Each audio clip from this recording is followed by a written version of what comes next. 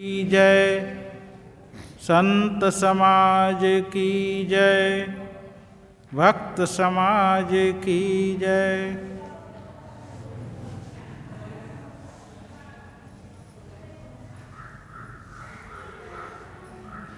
यस्यानन्दतरङ्गसीकरसमा स्वादेन देवासमे आनन्दाब्धिविगाहनं विदधते लोकाश्च मोदान्विताः।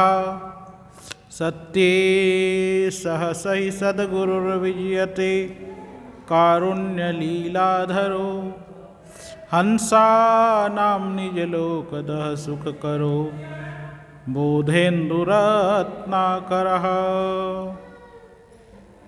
यदीयपादोदकसेचनेन स्थाणुप्रपेदेतरुभावमाशु वन्द्यः सताम्योर्महनीयकीर्तिस्तं श्रीकबीरं सततं नमामि।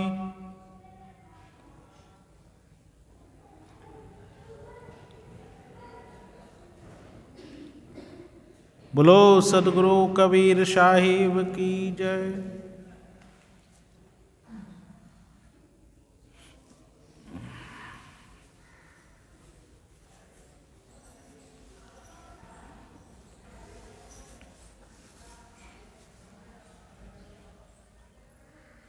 सज्जनों,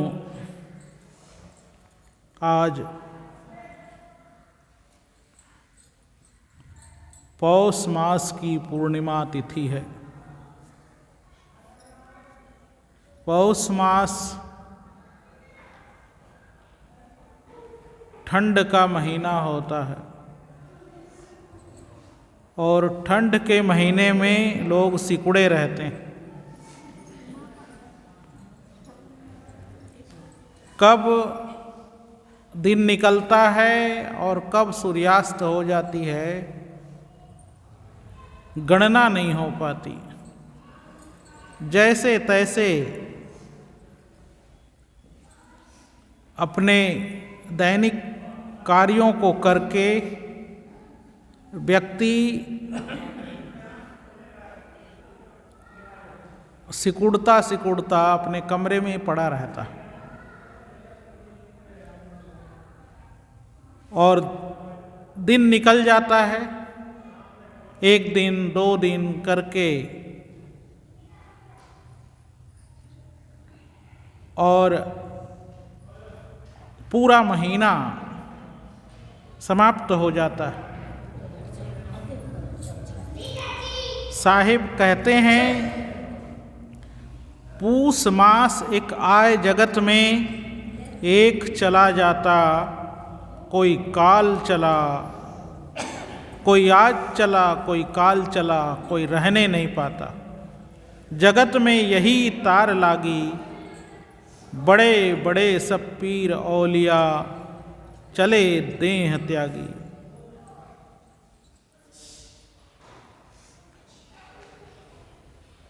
पूष मास एक आए जगत में एक चला जाता। जैसे ही पूष का महीना लगता है, आज बीता, कल बीता, परसों बीता और धीरे धीरे करके पूरा महीना बीत जाता है। लेकिन कैसे महीना बीता ये समझ नहीं आता। क्योंकि ठंड अधिक होती है और ठंड अधिक होने से व्यक्ति अपने आप को ही समेटने में लगा रहता है।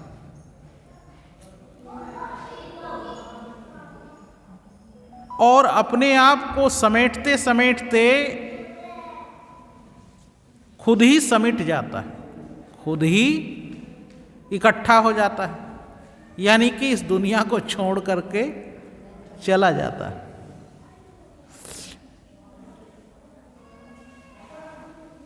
कोई आज चला, कोई काल चला,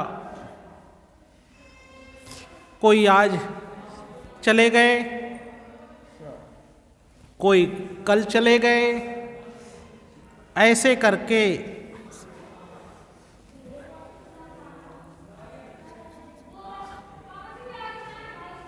इस संसार में से लोग आते जाते रहते हैं। जगत में यही तार लागी, बड़े बड़े सब पीर औलिया चले देह त्यागी। इस संसार में आना जाना लगा हुआ रहता है, संसार में आना जाना लगा हुआ रहता है। जन्म लेना और उसके बाद में फिर मर जाना।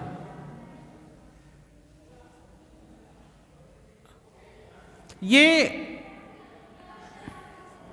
लगा ही रहता है। जन्म से लेकर के मृत्यु पर्यंत लोग एक एक दिन करके, एक एक श्वास करके अपना समय बिता देते हैं, और कब समय बीतता है पता ही नहीं चलता। एकदम से निकल जाता है समय, और जब समय निकल जाता है तो लोग हाथ मलते रह जाते हैं।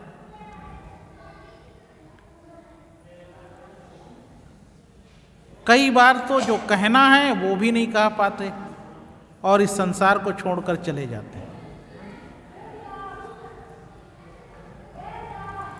इसलिए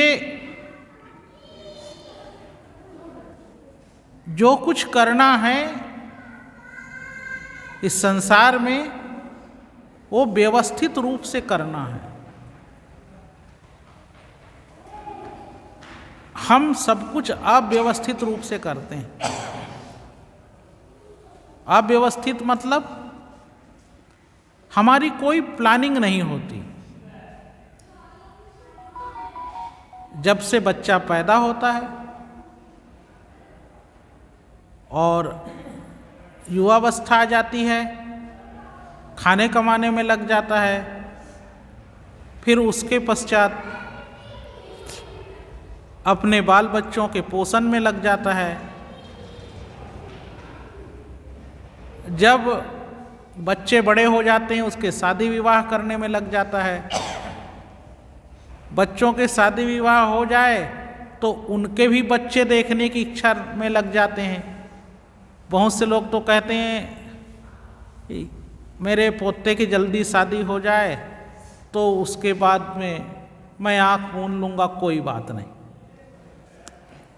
पोते की या पोती की शादी करके आँख मूंदने में वो अपने आप को बड़े गर्व महसूस करते हैं, लेकिन जिस वजह से मनुष्य इस संसार में आता है उस तथ्य को नहीं जानते, उन कार्यों को नहीं करते। मनुष्य क्यों आया है इस संसार में? मनुष्य का जन्म आपको मिला, बड़े भाग्य से मिला, लेकिन हम मनुष्य के जीवन को प्राप्त करने के पश्चात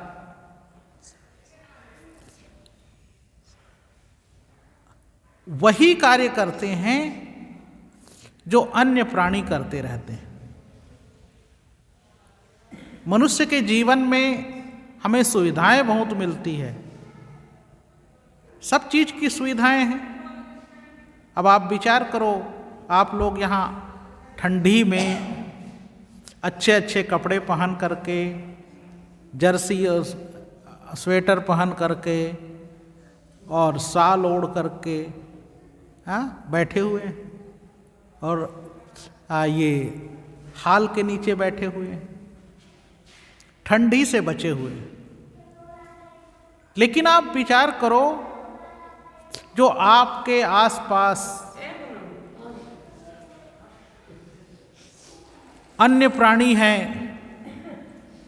गाय, बछड़े, कुत्ते, बिल्ली, ठंडी में क्या दशा में रहते हैं, और जिनको हम आवारा कुत्ता कुत्ती कहते हैं, वो इधर उधर भटकते रहते हैं अपने रोटी के लिए, दो टुकड़े के लिए, और ठंड में कांपते रहते हैं। उनकी कितनी दयनीय दशा होती है। उसमें और आप में अगर प्राणीगत जीव के हिसाब से देखें तो कोई अंतर नहीं। आपके अंदर जो जीव है वही उसके अंदर भी है। उसको भी अपने हित और अहित का पता है। भूख उसे भी लगती है, आपको भी लगती है। अगर आप लाठी उठा लें तो वो भाग लेती है। आपको भी डर लगता है, उन्हें भी डर लगता है। आप भी बच्चा पैदा करते हैं, वो भी बच्चा पैदा करते हैं। और अगर उनके बच्चे के तरफ आप डंडा लेकर के जाएं तो कुत्ता कुत्ती भौंकने लगते हैं तेजी के साथ, आपको काट खाने के लिए दौड़ेंगे। उनको भी अपने बच्चों की रक्षा करना आता है, आपको भी आता है। नीतिकार कहते हैं कि संसार में कुछ चीजों में मनुष्य और पशु में समानता होती है। आहार निद्रा भय मैथुनंच सामान्य में तत् पशुभिर्नराणाम धर्मो हितेषाम अधिको विशेषो धर्मेण ही ना पशुभिः समाना। आहार अर्थात भोजन, निद्रा नींद लेना, आपको भी नींद आती है, पशुओं को भी नींद आती है। मनुष्य भी नींद लेता है, पशु पक्षी भी नींद लेते हैं। भय मनुष्य भी डरता है, पशु पक्षी भी डरते हैं। और सांसारिक क्रिया बच्चा पैदा करना, मनुष्य भी बच्चा पैदा करता है, पशु पक्षी भी करते हैं। आहार निद्रा भय और मैथुन, ये जो चार चीज हैं इनमें दोनों बराबर हैं। मनुष्य भी और पशु में समानता है। आहार निद्रा भय मैथुनंच सामान्य में तत् पशुभिर्नराणाम धर्मे हितेषाम अधिको विशेष धर्मे नहीं ना पशुभिः समान। मनुष्य में एक खास बात है, वो धर्म की। वो धर्म को जानता है। वो गुरु को समझता है, अपने माता पिता को समझता है, बड़े और छोटे को समझता है। और वो जानता है कि संसार में मैं जन्म लिया हूं तो परमात्मा की कृपा है मेरे ऊपर, उसने मुझे भेजा है। तो परमात्मा की प्रार्थना भी करता है, ईश वंदना भी करता है, अपने इष्ट की पूजा भी करता है। ये धार्मिकता जो है मनुष्य की, यही खासियत है। अगर धर्म नहीं है मनुष्य के अंदर, धार्मिकता नहीं है, वो नहीं जानता कुछ भी, तो वो पशु है। पशु में और मनुष्य में कोई अंतर नहीं। और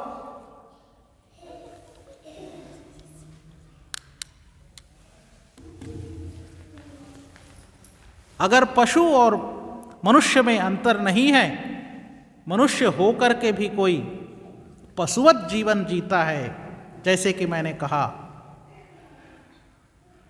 तो उसका आना और जाने में कोई विशेष महत्व नहीं है। मनुष्य वह है जो आने का तात्पर्य समझ ले, धर्म को तो जाने, धर्म को जानने के पश्चात अपने इस संसार में आने का कारण भी जाने कि मैं इस संसार में आखिरकार क्यों आया हूं। और जब इन तथ्यों को जान लेगा मनुष्य कि मेरे आने का क्या कारण है, तभी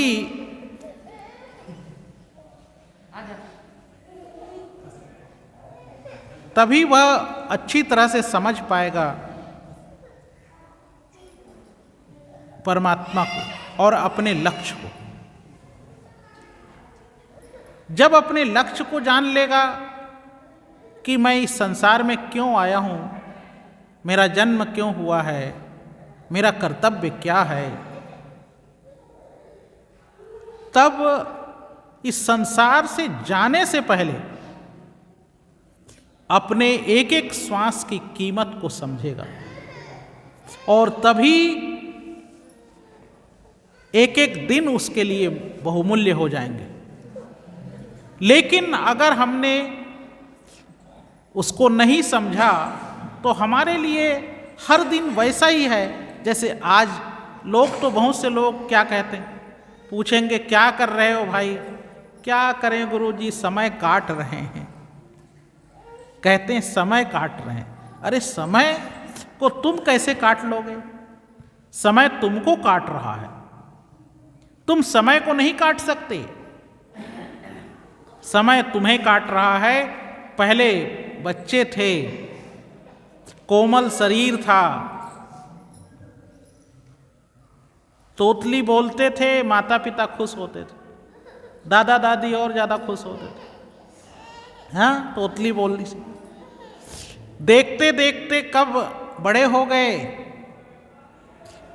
और जब बड़े हो गए तो तोतली बोली अच्छी नहीं लगी अब माता पिता को, कहे चल काम कर नहीं तो थप्पड़ लगेगी, तो धमकाना शुरू कर दिया।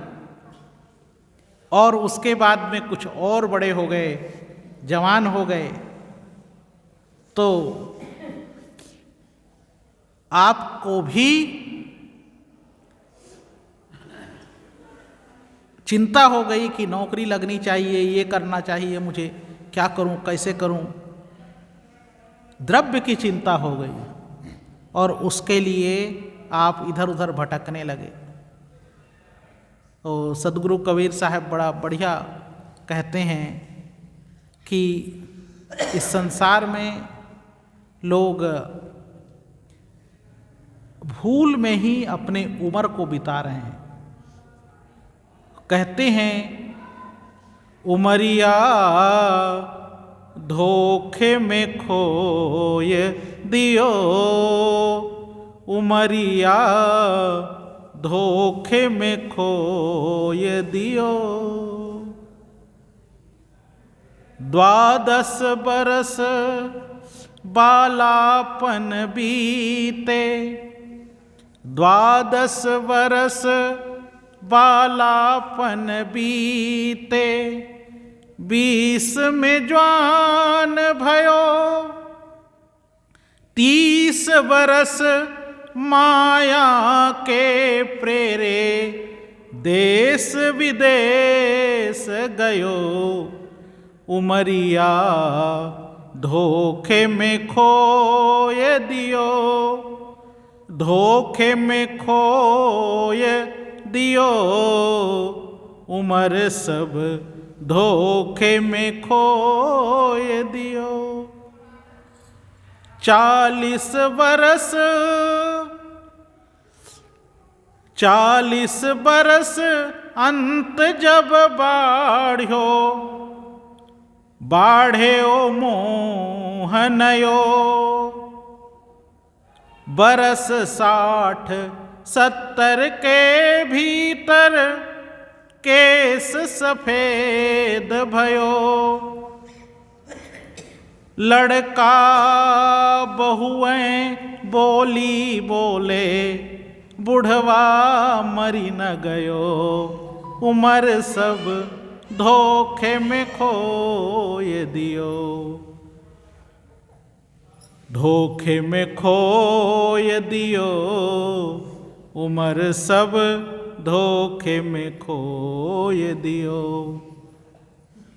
बरस बरस 50 कमर भई टेढ़ी, सोचत खाट पड़ो, बरस 50 कमर भई टेढ़ी, सोचत खाट पड़ो, लड़का बहुएं बोली बोले, बुढ़वा मरी न गयो, उम्र सब धोखे में खोय दियो। बरस 60-70 के भीतर,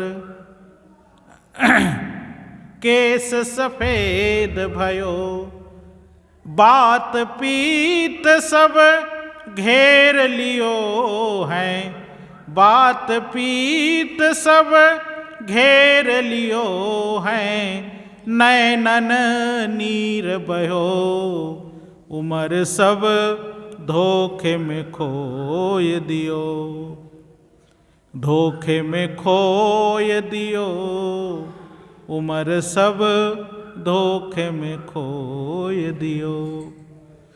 कहें कबीर सुनो भाई साधो, सोचत खाट पड़ो, कहें कबीर सुनो भाई साधो, चोला छूट गयो, उम्र सब धोखे में खोय दियो, धोखे में खोय दियो, उम्र सब धोखे में खोय दियो। सदगुरु कबीर साहब कहते हैं कि इंसान अपनी जिंदगी को धोखे में ही खो देता है। सनई सनई करके ये जीवन, ये क्षण गुजर रहा है और व्यक्ति अब इस क्षण की कीमत नहीं समझता, बल्कि वो सोचता है कि समय को काटना है। बचपना जब था तब खेल कूद में बिता दिया, 12 बरस तो ऐसे ही निकल गए खेल कूद में, और जब थोड़ा बड़ा हुआ विद्यालय जाने लग गया, पढ़ाई में बीत गया, 20 साल ऐसे ही बीत गए, ग्रेजुएट पोस्ट ग्रेजुएट करते करते 30 साल बीत गए। अब 30 साल के बाद में माता पिता दादा दादी ने सोचा चलो लड़का जवान हो गया है, लड़की जवान हो गई है, शादी कर दो भाई। अब तो शादी हो गई, शादी हो गई तो और फंसा दिया, फंदे में फंसा देते हैं लोग शादी करके। इसीलिए तो हम फंदे में नहीं फंसे, बाहर आ गए, निकल गए। फंदे में फंसा देते हैं और फंसाते हुए बड़े खुश होते हैं। किसी शादी में चले जाओ, लोग मेरे पास शादी का निमंत्रण सबसे ज़्यादा देते हैं, गुरुजी हमारे घर विवाह है और जरूर आना जी। उसके चिट्ठी इनविटेशन जरूर आता है मेरे पास, बहुत सारे, सबसे ज़्यादा। वैसे नहीं बुलाएंगे, शादी में बुलाएंगे। अरे साधु और शादी का क्या लेना देना। साधु तो बिल्कुल शादी से विपरीत होकर भाग खड़ा हुआ, घर से अलग हो गया, शादी नहीं किया इसलिए साधु हो गया। और साधु को सबसे ज्यादा निमंत्रण शादी के। गुरुजी हमारे यहाँ जरूर आना। ठीक है भाई, हम भी हाँ कहते हैं और अपने पूरे जिंदगी की कमाई एक रात के लिए लगा देते या एक दिन में। और शादी जब हो जाएगी लड़का लड़की का, कहते हैं गुरुजी हम तो गंगा नहा लिया। गंगा नहा लिया, गंगा नहा लिया मतलब सारे समस्या से छुटकारा मिल गया। अब हमने उसको फंसा दिया संसार में, लड़का लड़की को फंसा दिया, अब वो जाने। और कहते हैं कि ठीक है हम गंगा नहा लिए। यहीं रख दो, यहीं। ये भी शादी का वो लेकर आ रहे, इसके भी लड़के की शादी हुई है। तो शादी होने के बाद व्यक्ति फिर एक घेरे में बंध जाता है। मैं ये नहीं कह रहा हूं कि शादी नहीं करनी चाहिए, करो, अच्छी बात है। उसी गृहस्थ जीवन में विवाह को सबसे महत्वपूर्ण संस्कार कहा गया। लेकिन संसार की शुरुआत ही गृहस्थ जीवन से होती है, संसार का फैलाव ही गृहस्थ जीवन से होता है। क्योंकि गृहस्थ जीवन में दो होते हैं, एक पत्नी और एक पति। पत्नी और पति जब मिलते हैं तो तीसरा बेटा पैदा हो जाता है या बेटी पैदा हो जाती है। यानी कि शुरुआत वहीं से होती है गृहस्थ जीवन की।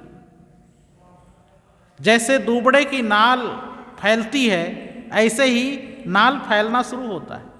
जैसे मकड़ी जाल बुनता है, ऐसे जाल बुनना शुरू हो जाता है। ये जाल बुनना है, आप लोग जाल बुनते हैं। गृहस्थ जीवन की शुरुआत होती है तो जाल बुनना शुरू होता है।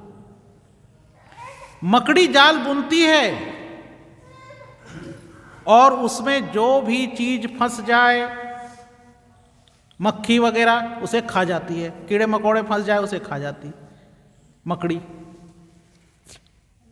और पी लो। और एक दिन ऐसा आता है कि पहले तो उस जाल में फंसाती है और एक दिन अपने उसी जाल में फंस करके खुद मर जाती। सदगुरु कबीर साहब कहते हैं, भंवर जाल बगु जाल है और बूढ़े बहुत अचेत, कहाई कबीर ते बाची हैं जाके हृदय विवेक। दो ही जाल है संसार में, एक भंवर जाल और एक बगु जाल। भंवर जाल, भंवर पानी में उठता है। कभी देखे होंगे बारिश के समय में जब बरसात होती है और नदी नाले बड़ी तेजी के साथ बहते हैं तो ऊपर से जो नीचे की तरफ पानी आता है, कहीं ऊंचा नीचा होता है, तो देखे होंगे नदी में गोल घूमता रहता है। जहाँ ज़्यादा गहरा होता है वहाँ पानी गोल घूमता है और वापस आता है। और अगर उसमें कोई लकड़ी, डंडे, कोई पत्ता, कोई जीव जंतु और इंसान भी चला जाए तो उस भंवर में गोल घूमता रहेगा। एक बार डूबेगा, फिर दूर निकलेगा, फिर घूम कर आ जाएगा। उसको कहते हैं भंवर जाल। तो ये संसार क्या है? ये भंवर जाल है। संसार भंवर जाल है। पहले तुम पैदा हुए, अबोध थे, तुम्हारे माता पिता ने तुमको फंसाया और शादी के बंधन में बांध दिया। तुमने भी बच्चा पैदा किया उसी भंवर जाल में। अब बच्चा पैदा कर लिए, पहले तो खुश हुए, फिर बाद में बच्चे के शादी, उसके पालन पोषण के लिए तुम भी फंसे। फंस करके उसका पालन पोषण किया, जिंदगी भर की कमाई लगा दी, बुढ़ापा आ गया और फिर तुमने भी फंसा दिया अपने बच्चे को। कहा अब जैसे हम फंसे थे ऐसे तुम फंसो। तो ये क्या है? ये भंवर जाल है। एक बार गोल घूम करके डूब जाना, फिर निकलना और फिर घूम करके फिर उसी में डूबना। ये संपूर्ण संसार भंवर जाल है। इसमें हर आदमी वही कर रहा है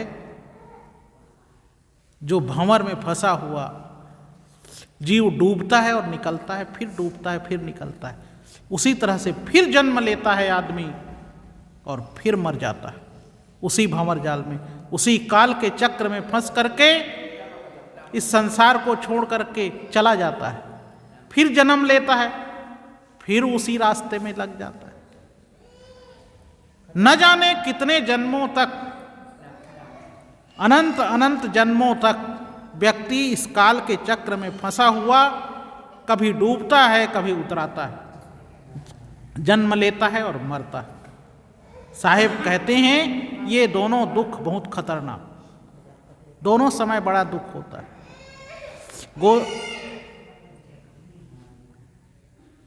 भगवान शंकराचार्य जी भी अपने चरपट पंजरी में कहते हैं, जन्म दुखम जरा दुखम जाया दुखम पुनः पुनः अंत काले महादुखम तस्मात् जागृहि जागृहि।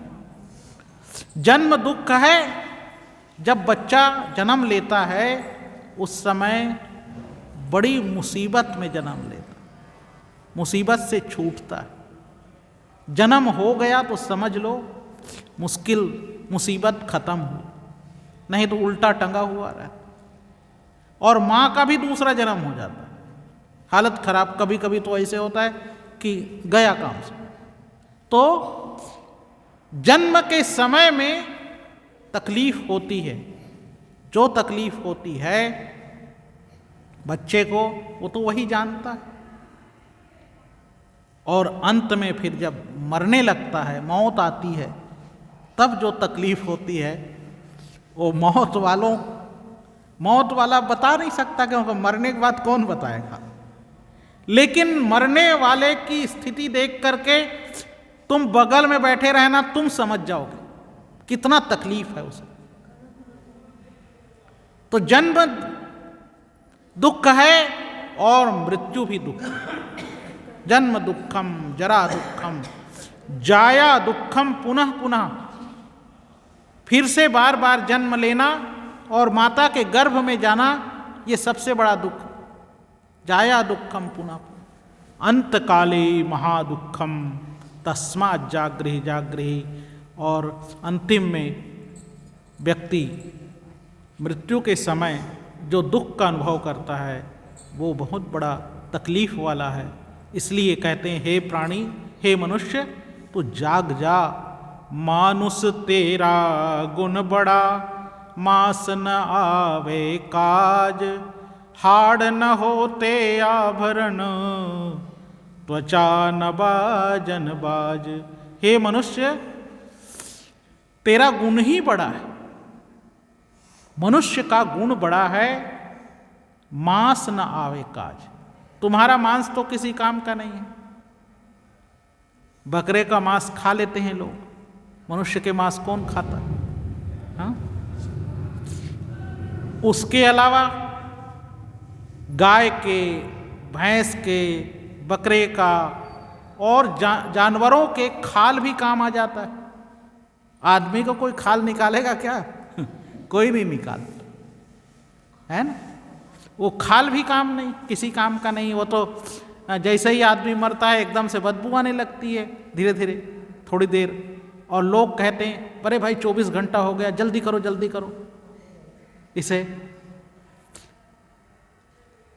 उससे पहले चाहे कितनों भी आपके प्रिय हों, कितनों प्यार करते हों, वो भी अंत में एक किनारे हो जाते हैं और कहते हैं, जाओ भाई इसको अब इसके अंतिम संस्कार कर दो, और अंतिम संस्कार कर देते हैं।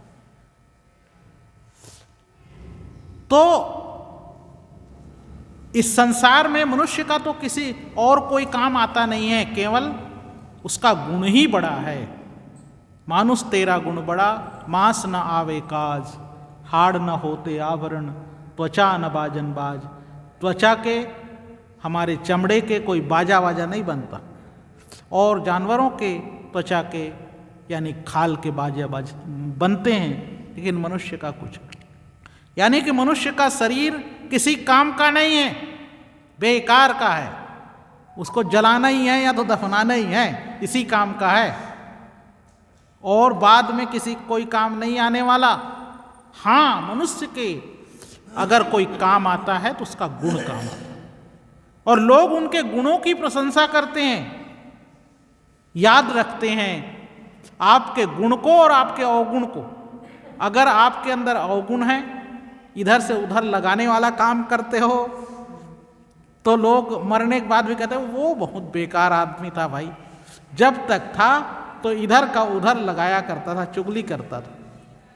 और कोई अच्छा आदमी है जो सबको अच्छी शिक्षा देता है, किसी के लिए अच्छा काम करता है, तो लोग उसे भी याद करते हैं, कहते हैं वो बंदा बहुत अच्छा था जी, उसने हम सब लोगों का फायदा किया, बहुत अच्छा था, जब तक जीवित रहा सबके लिए करता रहा। तो गुण की प्रशंसा होती। इसलिए सदगुरु कबीर साहब कहते हैं, हे मनुष्य, अपने समय को फालतू के मत बिता। ये बीत रहा है, प्रतिपल बीत रहा है, क्षण क्षण बीत रहा है, रोके नहीं रुकता। समय तो निकल रहा है, समय धीरे धीरे करके निकल जाएगा और तू देखता रह जाएगा। तो करना क्या है? उस परमात्मा को जानना है। ये मनुष्य का जीवन हमें ईश प्राप्ति के लिए, परमात्मा की प्राप्ति के लिए, उसको जानने के लिए ही हुआ है। क्योंकि आपके अंदर जो बैठा है वो कोई दूसरा नहीं है, वो परमात्मा ही है, वो परमात्मा का प्रतिरूप है। जब मल विक्षेप और आवरण से ग्रसित हो गया है, तब वह सामान्य जीव की भांति मोह ममताओं में फंसा है। मोह ममता में व्यक्ति तब तक फंसा रहता है जब तक मल विक्षेप आवरण से ग्रसित रहता है, और तब तक परमात्मा दिखाई नहीं देता। वो कैसे? एक उदाहरण देते। अभी पूस की आज पूर्णमासी है, ठंड के दिन है, सूरज निकला है कि नहीं? सूरज तो निकल गया है, लेकिन दिखाई नहीं दे रहा। क्यों नहीं दिखाई दे रहा है? क्योंकि बदल सामने से आकर के और ढक लिया। बदल आ गया, कोहरा हो गया, ढक लिया। किसको ढक लिया? सूरज को ढक लिया? नहीं, सूरज को कोई ढक नहीं सकता। सूरज तो पृथ्वी से भी कई गुना बड़ा है, तो सूरज को कैसे ढक लेगा? हमारे आंखों को ढक लिया। हमारी आंखों के सामने ये छाया, ये बदल आकर के चारों तरफ फैल गया और हमारी आंखें ढक गई। माताएं क्या करती हैं? माताएं हैं घूंघट का उपयोग करती। नई नई बहू आती है तो घूंघट करती। आजकल तो घूंघट खत्म हो गया है ना। नई नई बहू आती हैं तो पहले घूंघट करती थी। घूंघट क्यों करती थी? घूंघट दो ही कारण हो सकता है भाई। घूंघट से सीधा सीधा अर्थ है या तो चेहरा नहीं दिखाना चाहती, घूंघट करने से चेहरा ढक जाता है। लेकिन नहीं, घूंघट इसलिए करती है क्योंकि अपने बड़ों की इज्जत करती है। और इज्जत करने का मतलब है अपने चेहरा छुपा कर रखती है, उनके सामने आंख नहीं मिलाती। जो आदमी एक सामने आंख मिलाता है कहते हैं बहुत बदतमीज है ना, तो उसको छुपा लेते हैं। जब चेहरे को छुपा लेते हैं, सामने घूंघट कर लेते हैं, तो सामने से दिखाई नहीं देता। यानी कि क्या कहते हैं लोग, जो घूंघट की रहती है, जो नई बहुएं बड़ी इज्जत वाली, इज्जत कर रही भाई है ना। सब लोग अपने ससुर के सामने खुले मुख नहीं जाती, इज्जत करती है। जेठ के सामने इज्जत करती है, कोई पराये मर्द के सामने नहीं सामने जाती, क्योंकि लोगों की इज्जत करती है। ये इज्जत करना तो अलग बात है, लेकिन घूंघट करने पर चेहरा छुप जाता है, चेहरा दिखाई नहीं देता, सामने वाला भी नहीं देख सकता, है ना। अगर अपने सामने वाले को छुपाना है, सामने वाले को नहीं देखना है, तो घूंघट कर लेते हैं। दो तरीका है, या तो सामने वाले के ऊपर कपड़े डाल दो, लेकिन सामने वाले के ऊपर कपड़े डाल नहीं सकते भाई, है? तो अपने सामने कपड़े डाल लो। तो ये जो बद्दल छाया हुआ है, ये हमारे आंखों के सामने घूंघट की तरह, पर्दा की तरह छाया हुआ। जब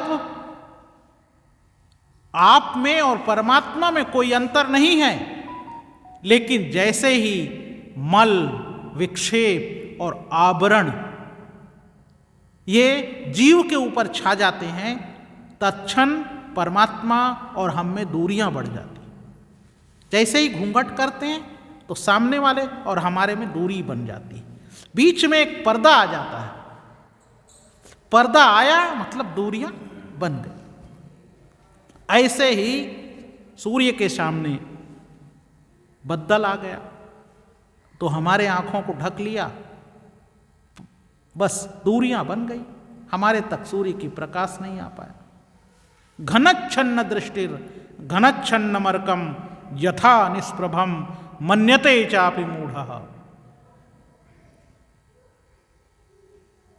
उपनिषदकार कहते हैं कि लोग कहते हैं कि सूर्य ने, बद्दल ने सूर्य को ढक लिया है। घनच्छन्न दृष्टि घनच्छन्न मर्कम, अर्क मतलब सूर्य, सूर्य को बद्दल ने ढक लिया है। कहे कि मूढ़, बद्दल की क्या हिम्मत कि सूर्य को ढक ले।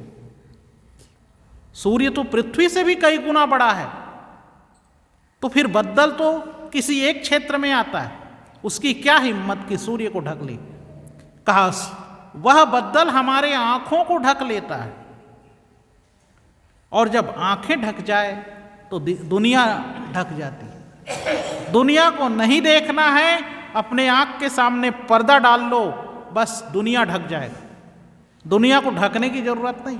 अब इतना बड़ी दुनिया है तो इसको ढकोगे तो सारे को पर्दे लगाओ, नहीं, सारे में पर्दे लगाने की क्या जरूरत है। अपने आंख के सामने छोटा सा पर्दा लगा लो, बस सारी दुनिया ढक गई। सबसे अच्छा तरीका। तो ऐसे ही मल विक्षेप आवरण जीव के सामने पर्दे का काम करता है, और वही उसी वजह से परमात्मा और हम में दूरियां बन जाती। मल क्या है? जब मन में मलिनता छा जाए, जब मन में मलिनता छा जाती है, तब क्या कहते हैं? मलिनता कैसे छा जाती है? लड़का जब घर से बाहर जाता है, वापस लौट कर आता है, बिना जूते खोले ही वो घर के अंदर घुस जाता है। कहते हैं ये बड़ा बदतमीज हो गया है, जूते भी नहीं खोला, और ये पूजा भी नहीं करता है। अरे भाई शाम हो गया, कम से कम हाथ जोड़ ले। और कहे अरे मम्मी क्या रखा है इसमें? कुछ नहीं रखा है, वो कुछ नहीं करता। तो कहते हैं ये बिल्कुल इसका बुद्धि मलिन हो गया। जब मन में और बुद्धि में मलिनता छा जाए, तब व्यक्ति कुछ भी नहीं करता, नास्तिक जैसा हो जाता है। तो मल हमारे बुद्धि को, हमें परमात्मा से विमुख कर देता। विक्षेप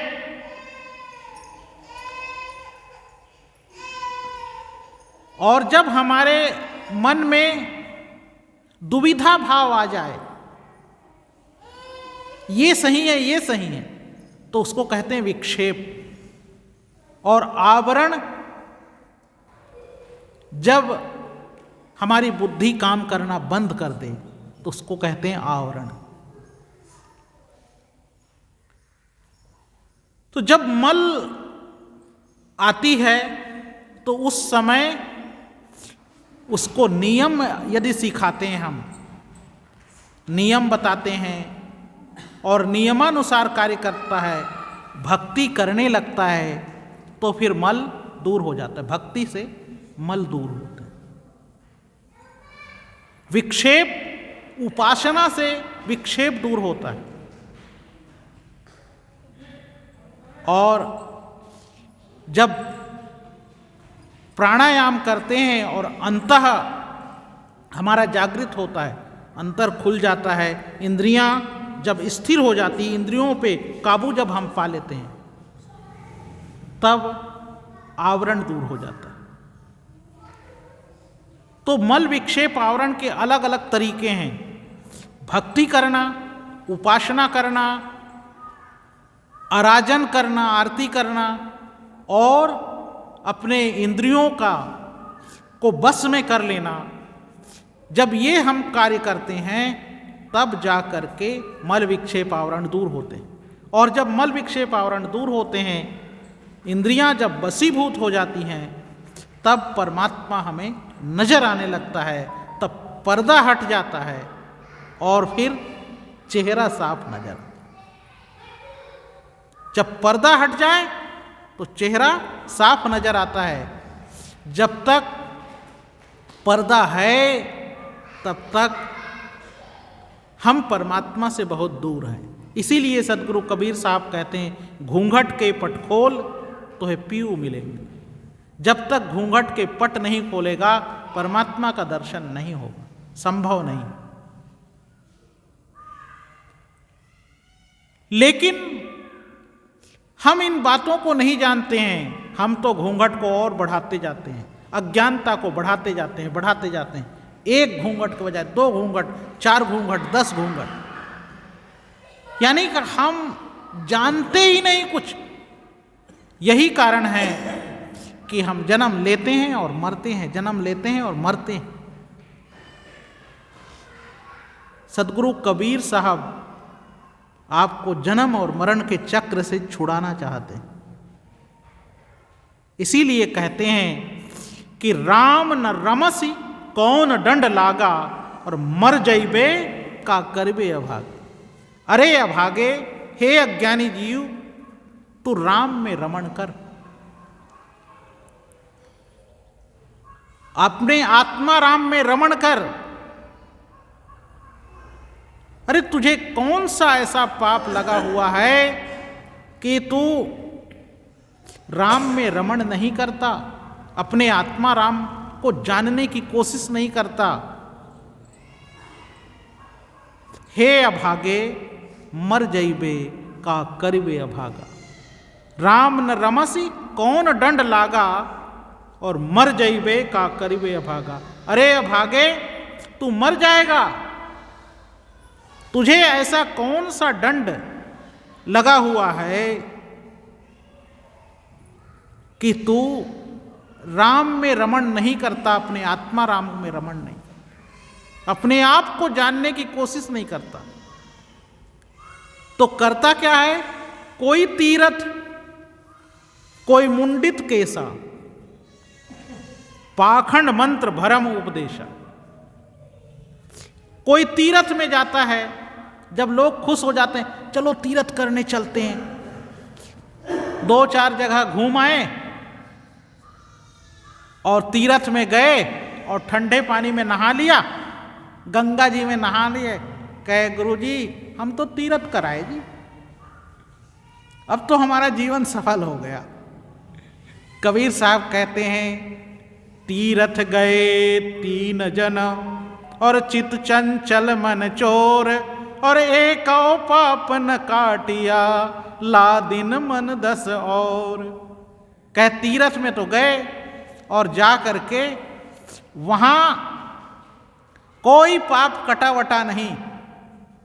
तीरथ में जाकर नहा लिए लेकिन पाप तो नहीं कटा।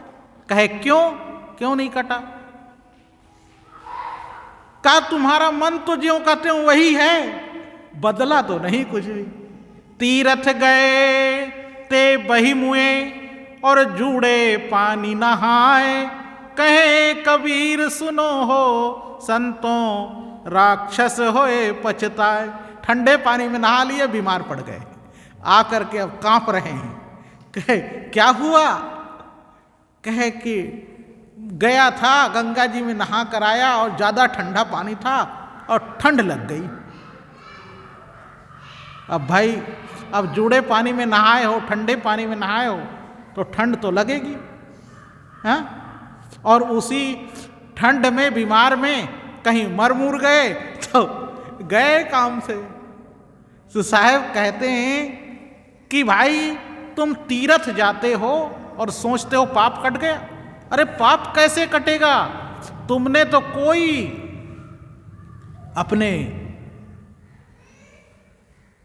अपने बुद्धि को ठीक नहीं किया। गए गंगा जी में, हरिद्वार गए, स्नान करके आ गए और फिर आपस में फिर चारी चुगली वही।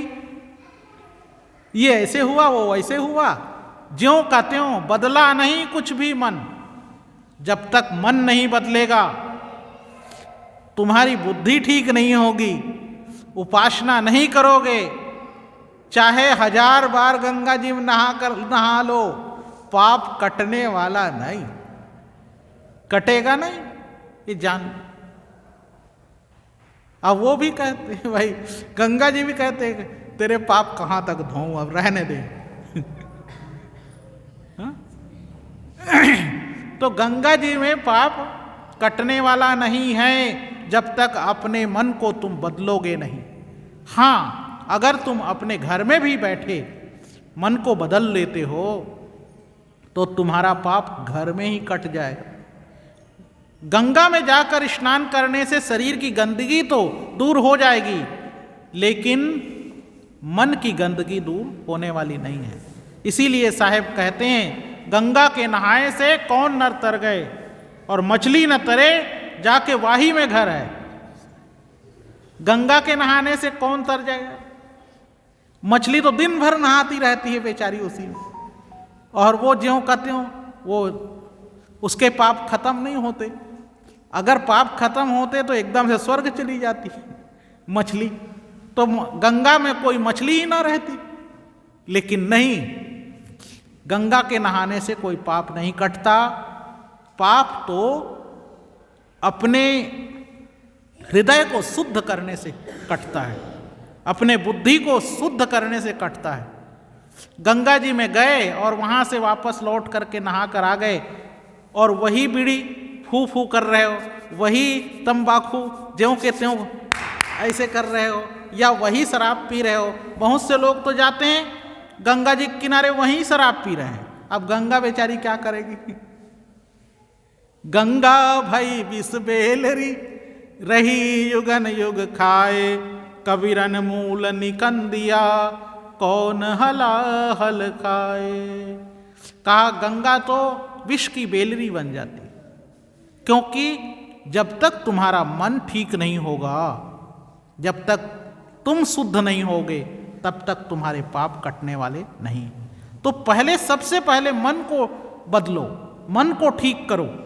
तो साहेब कहते हैं, कोई तीरथ कोई मुंडित के साथ, बहुत से लोग जाते हैं और तीरथ में जाकर के बाल उतरवा लेते हैं, मूड़ मुड़वा लेते हैं, और कहते हैं जी हमने तो वहाँ गया था और हमने बाल मुड़वाया।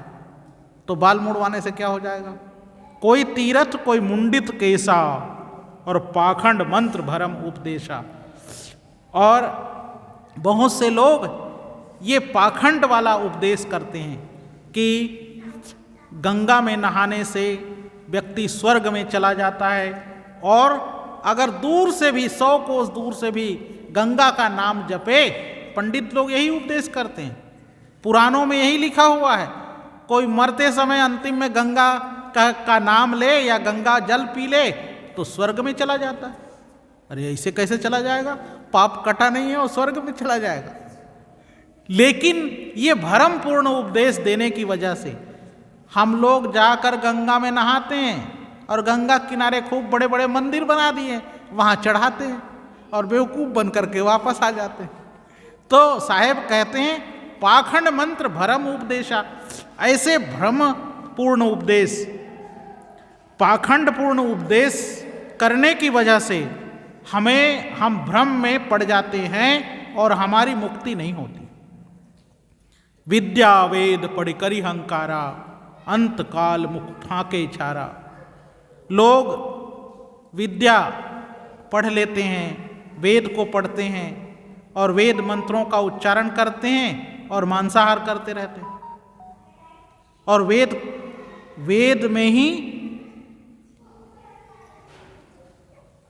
वेद के मंत्र पढ़ करके और हिंसा करते हैं।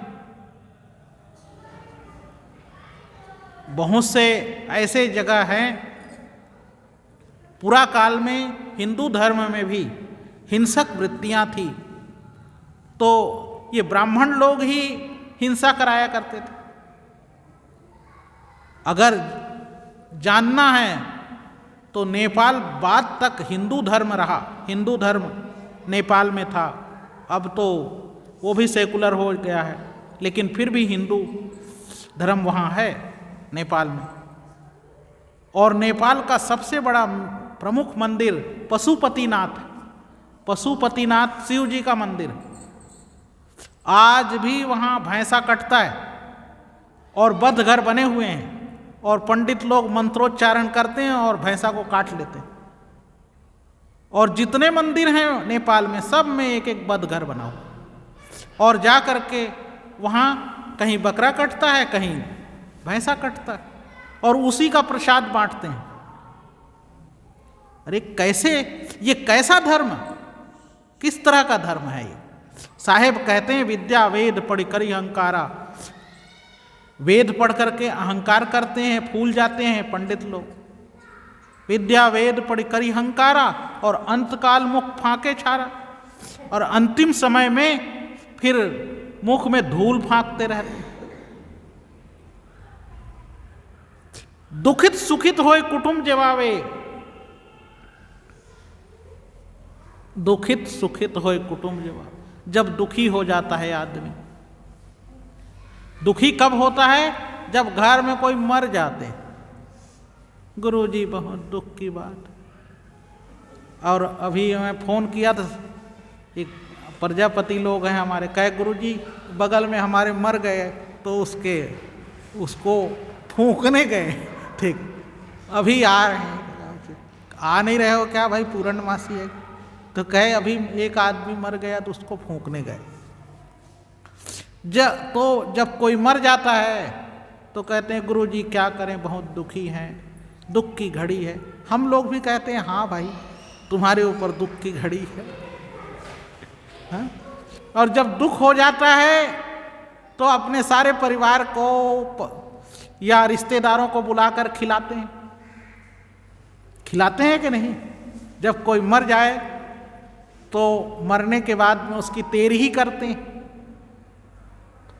दुखी तो रहते हैं, तेर ही करते हैं। और कोई बच्चा पैदा हो जाए तो भी खिलाते हैं। दुखित सुखित होए कुटुंब जेवावे। जब कोई खुशी का, अजी गुरु जी क्या कहना है, बहुत खुशी की बात है, हमारे घर बच्चा पैदा हुआ और भंडारा है जी, हम तो सब लोग बुला रहे हैं, उसके नाम से करेंगे। अच्छा, हमारे यहाँ भी भंडारा दे देते हैं, हम भी कहते हैं हाँ भाई लाओ करो तो भंडारा, चलो।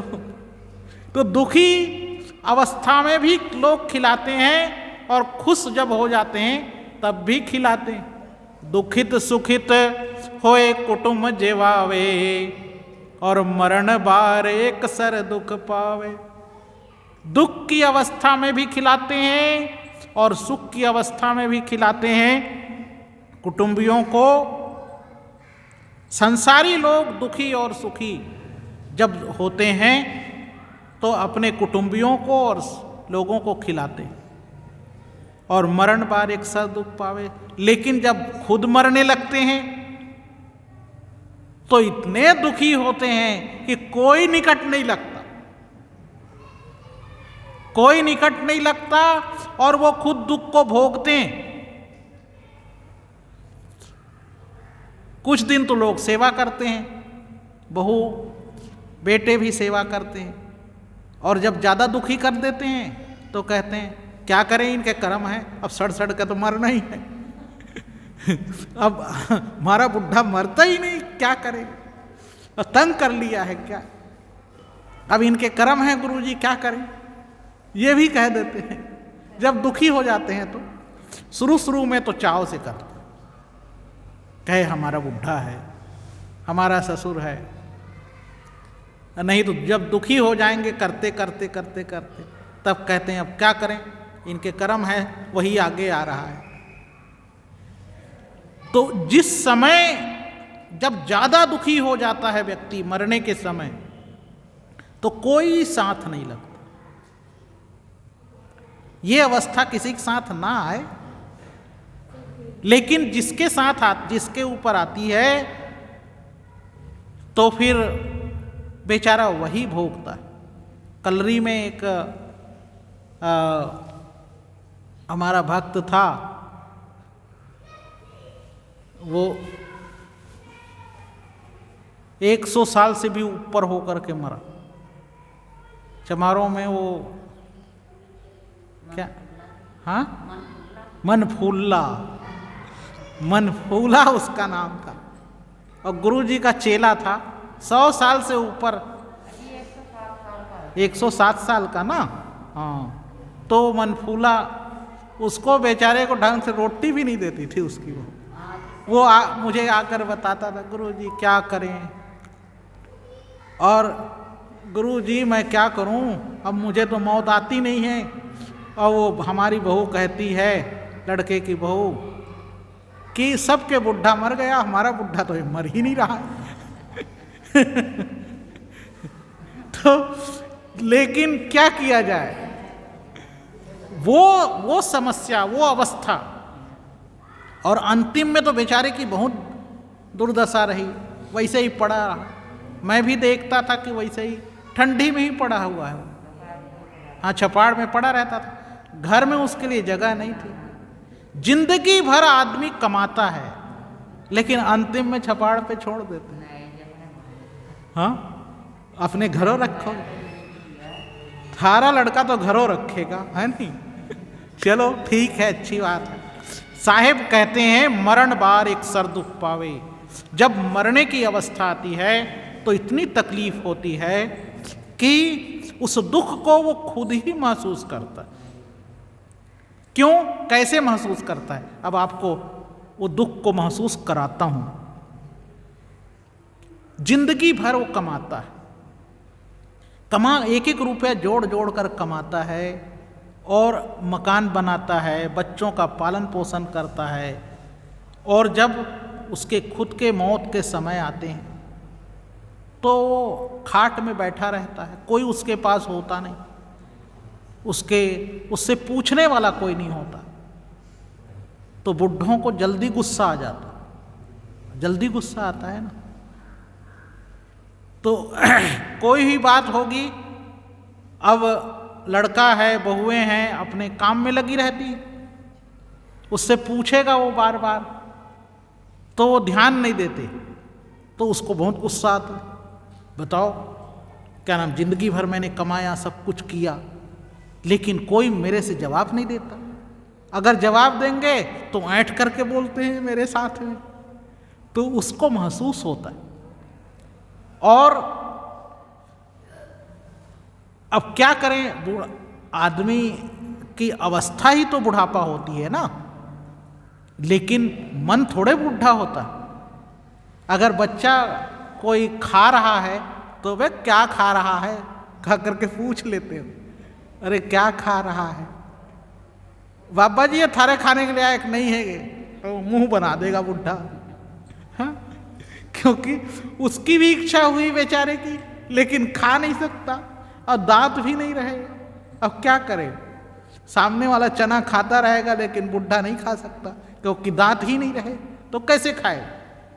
तो वो सोचता रहता है, बार बार सोचता रहता है, और सोचने की वजह से अंदर अंदर से वो घुटता रहता है, और घुटने की वजह से जब अंतिम समय आता है तो वो दुखों को महसूस करता है।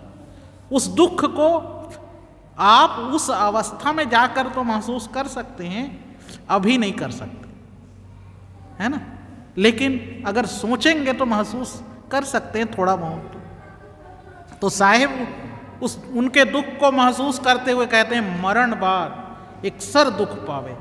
वो जो दुख होता है मरते समय, वही जानता है कि कितना तकलीफ है, क्योंकि सब कुछ छूट रहा है। अब जिन चीज़ों को उसने संजोया है, सब कुछ छोड़ करके उसे जाना पड़ेगा। तो वो उसे छोड़ना नहीं चाहता, क्योंकि जिंदगी भर तो पकड़ता रहा है। अगर उसके अंदर त्याग हो जाता, उन सब चीज़ों को छोड़ देता, मल विक्षेप आवरण से दूर हो जाता, अपने स्वरूप को पहचान जाता, तो सब छूट जाता। वो सोचता है ये सब मट्टी है, कुछ नहीं रखा है इसमें। एक कथा आती है कि रंका और बंका थे। रंका और बंका, रंका पुरुष और बंका उसकी पत्नी। एक बार ऐसे ही कहीं चले जा रहे थे रास्ते में, तो रंका दूर आगे हो गया और बंका थोड़ी पीछे हो गई। किसी का हार गिर गया था रास्ते में, चलते हुए किसी का हार गिर गया था सोने का। अब कीमती था। रंका ने सोचा ये बड़ा कीमती हार है, हार कीमती है और मेरी पत्नी बंका पीछे से आ रही है, कहीं उसको लालच ना आ जाए, क्योंकि ये तो पराया धन है, दूसरे का है, पता नहीं किसका है। तो उसमें उसने वहाँ उस पहले जमाने में ऐसे पक्के रोड कहाँ होते थे, धूल था, तो धूल उसमें डालना शुरू कर दिया। तो इकट्ठा उस हार के ऊपर धूल डाल देता। तब तक बंका आ जाती है और कहती है, पति देव ये क्या कर रहे हो आप? कहते हैं कुछ नहीं, कुछ नहीं कर रहा हूं। कहे कि इस मिट्टी में मिट्टी क्यों डाल रहे हो, ये धूल में धूल क्यों डाल रहे हो?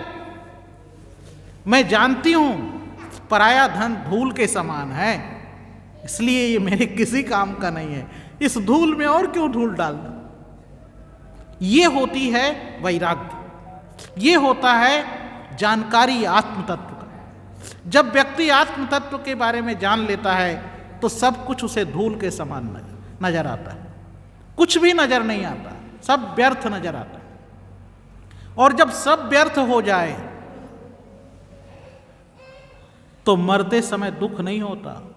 लेकिन अगर सब कुछ अच्छे लगने लगे, मैंने संजोया है, मैं बनाया हूं, ये मेरा है, ये मेरा है, ये लगता है, तब लगता है कि शरीर छूट रहा है और ये भी सब छूट जाएगा, तो तकलीफ होती। कहाँ कबीर यह कली है खोटी, और जो रहे करवा सो निकले टोटी। साहिब अंत में कहते हैं, भाई ये कली काल तो ऐसा ही है। इस संसार एक कली काल में लोग इसी तरह के हैं।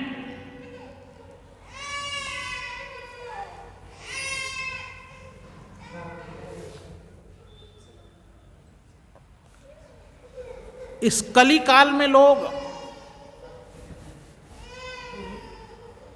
मोह से ग्रसित हैं और मेरा मेरा कह करके लगे हुए हैं।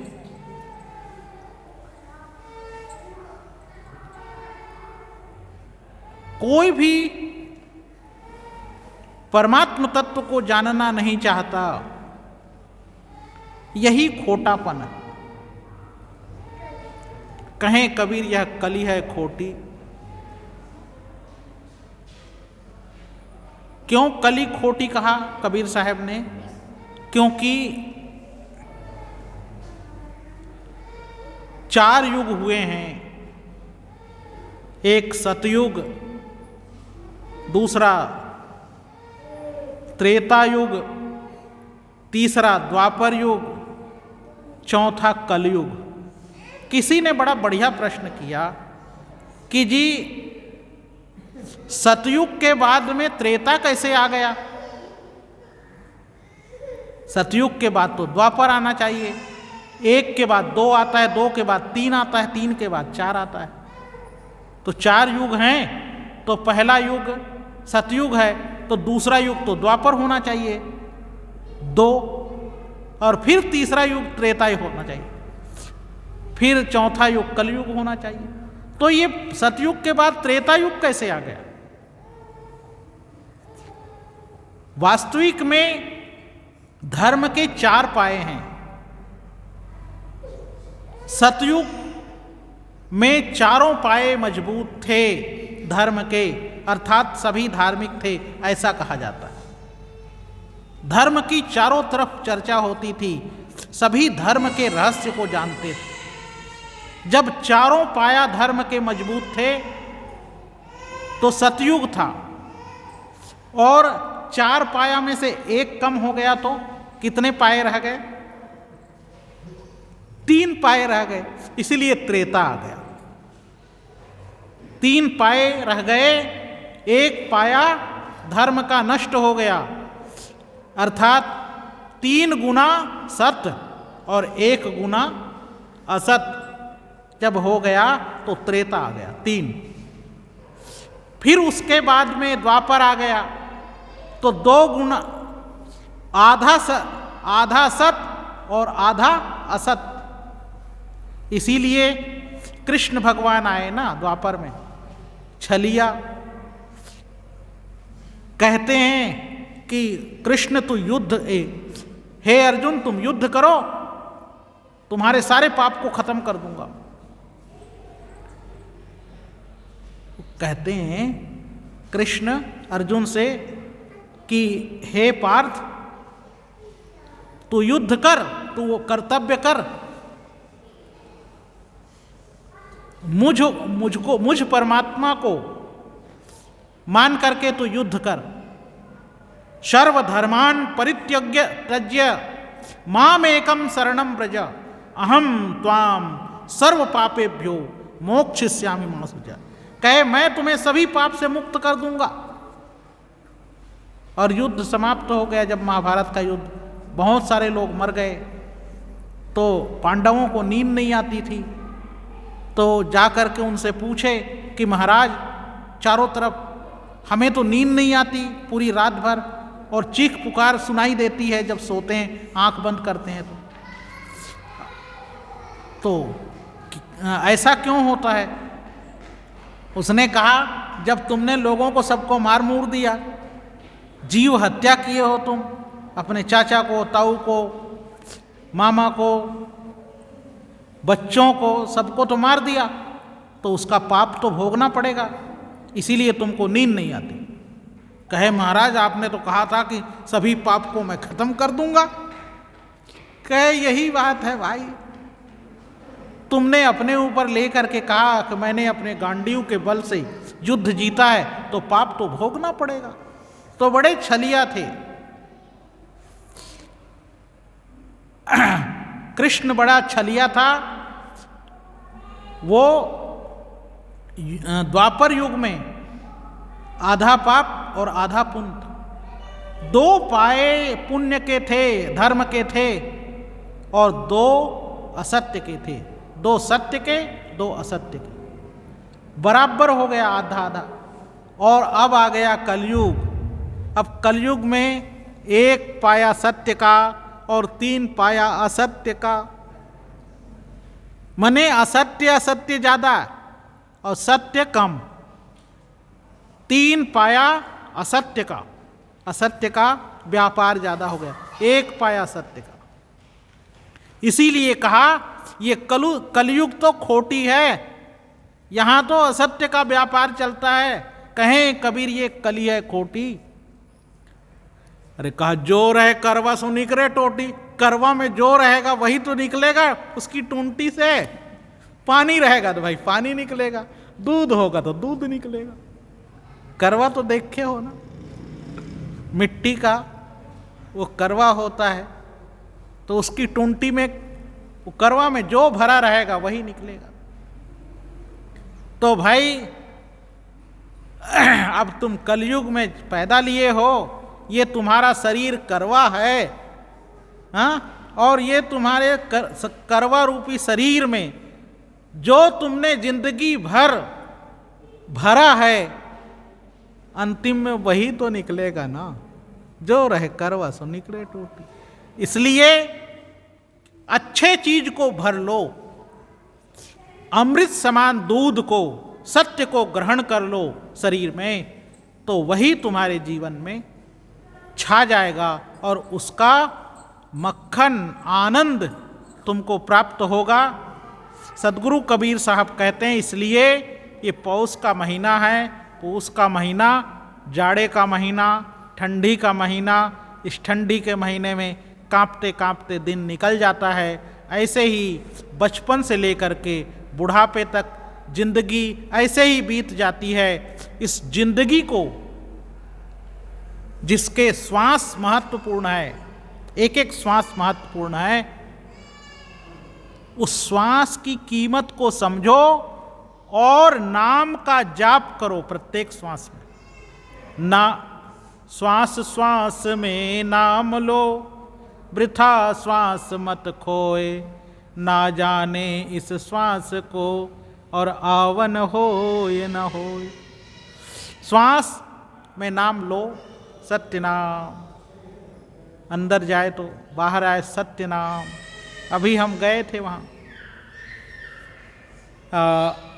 मेरठ गए थे, पाठ था, ग्रंथ कबीर सागर का पाठ था, तो उसमें हमने संपुट लगाया, जय करुणा मैं जय कबीर, सत सुकृत गहि लागो तीर। तो वो अच्छा लगता था। जब भी पत्ता खत्म हो, सत सुकृत गहि लागो तीर, जय करुणा मैं जय कबीर, सत सुकृत गहि लागो तीर। तो इसको बोलते रहना इसे, हे सदगुरु मुझको अपने तीर अपने निकट में लगा लो, सत सुकृत गहि लागो तीर। तो अपने मन को सुंदर बनाना, शुद्ध बनाना, अच्छा बनाना और इसी जीवन में ही बनाना है, तो तुम्हारा जीवन सुखमय हो जाएगा, आनंदमय हो जाएगा और ये पौष मास का मतलब भी समझ में आ जाएगा। तो विशेष नहीं, आज हम सब लोग इस पूस के महीना में, पूस और हो गया फूस एक महात्मा आया था, वो उधर की बोली बताता था। पूस का महीना कैसे गुजरता है? पूस काना तूस, कान खुजलाते खुजलाते गुजर जाता। पूस काना तूस, माघ तिलय तिल बाढ़े। तो कहते थे पूस कैसा है? कान खुजलाते